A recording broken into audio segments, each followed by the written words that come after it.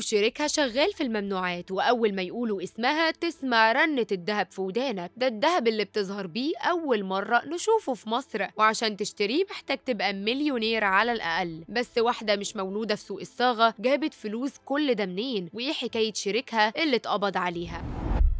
فجأة طلعت على الفيسبوك بكميات دهب محدش شافها قبل كده، وخد عندك بقى شال دهب، طرحة دهب، قميص دهب، ولو عاوز تغرق المدام دهب من راسها لرجليها هتلاقي طلبك عندها. ده غير بقى أشكال الدهب الغريبة زي النمور، الأسود اللي وزنها بيعدي الكيلو، يعني اللي يلبس قطعة واحدة من عندها لازم يبقى بنك متنقل. ده كفاية إنه هيمشي وعلى إيده ثروة بملايين الجنيهات، وعشان كده لقبها هو أميرة الدهب. بس إيه حكاية شريكها؟ من فترة كده اتقبض على رجل أعمال ومعاه ممنوعات وطبنجات بقيمة 122 مليون جنيه. القصة كبرت، خصوصا إن الموضوع وراه عصابة كاملة شغالة في تصنيع المواد الممنوعة، وفي ناس سوابق و3 بره البلد ماسكين النشاط في القاهرة والجيزة، وعشان يبعدوا عن عيون الحكومة بيشغلوا جزء من فلوسهم في النور. بس التحريات الداخلية كشفتهم، والشرطة قبضت على 7 منهم ومعاهم مواد ممنوعة ومبالغ مالية كبيرة، منها عملات محلية وأجنبية، وكمان 11 عربية من ماركات مختلفة، وأكتر من 8 كيلو دهب و15 موبايل. وبعد ساعات من القبض على رجل الأعمال انتشرت أخبار بتقول إنه شريك أميرة الدهب وداخل معاها في المحلات اللي فتحها باسمه. طبعا الدنيا اتقلبت عشان أميرة الدهب تطلع بسرعة تهاجم كل اللي اتكلم عنها، وكان كلامها واضح جدا، وقالت اللي هيحاول يركب الترند على حسابها وهتقدم بلاغات في كل واحد قال إن الراجل اللي مقبوض عليه شريكها. والأكتر من مرة أكدت إنها شغالة لحسابها الخاص وملهاش أي شريك، والدليل إنها قاعدة في بيتها وطالعة تكلم الناس كلها، يعني مش مقبوض عليها ولا حاجة. وكمان أميرة الدهب ما عندهاش غير محل واحد بس على مستوى الجمهورية في أكتوبر، وأي محل تاني يقول إنه تبعها هي مش مسؤولة عنه. ده يخليك تسأل بقى، طيب أميرة الدهب بتجيب فلوسها منين؟ أميرة الدهب اسمها الحقيقي أميرة حسان، معاها بكالوريوس الهندسة من جامعة القاهرة، وعلى عكس ناس كتير شغالة في السوق، عيلة أميرة طول عمرها بعيدة عن تجارة الدهب. وحتى أميرة نفسها اشتغلت فترة بشهادتها في الهندسة، لكن في 2007 ركنت كل ده ورا ظهرها عشان تنزل ورش الدهب وتتعلم الشغلانة على أصولها. وعشان هي ذكية اختارت تبدأ بأشكال غريبة وأوزان تقيلة تخلي الكل يبص عليها، وفعلا خطتها نجحت، لأنها في فترة صغيرة جدا قدرت تعمل سمعة لاسمها وعرفت تستغل السوشيال ميديا لصالحها. بس هي ما سكتتش على كده، اشتغلت كمان في الأوزان البسيطة عشان تجيب رجل الزبون اللي على قد حاله. وطبيعي جدا تدخل عندها وتشتري شبكة ب5000 و10000 جنيه، وزيها زي كتير من التجار بتاخد الشغل من الشركات والمصانع وتبيعه وتاخد مكسبها وتسدد للشركة المبالغ اللي باقية عليها. بس دايما تلاقيها في المعارض وأسواق الذهب في الخليج عشان تظهر مع أغلى وأكبر قطع الذهب في العالم. ده حتى أغلى بدلة في مصر لمصمم الأزياء أسلام سعد كانت هي اللي وراها، وساعة الإعلان عنها البدلة قلبت مصر لأن كلها ألماس في ألماس وسعرها 20 مليون جنيه. وعشان الناس أسئلتها زادت طلع إسلام سعد عشان يكشف الحقيقة، وكتب بوست على صفحته بيقول فيه يا جماعة البدلة أنا مش عاملها مخصوص لأي نجم. ناس كتير فاكرة إن البدلة معمولة لحد، لكن البدلة مش للبيع، دي مجرد فكرة بالاشتراك مع أميرة الذهب، وهي أغلى بدلة في مصر والوطن العربي لأنها مرصعة بالألماس بقيمة 20 مليون جنيه.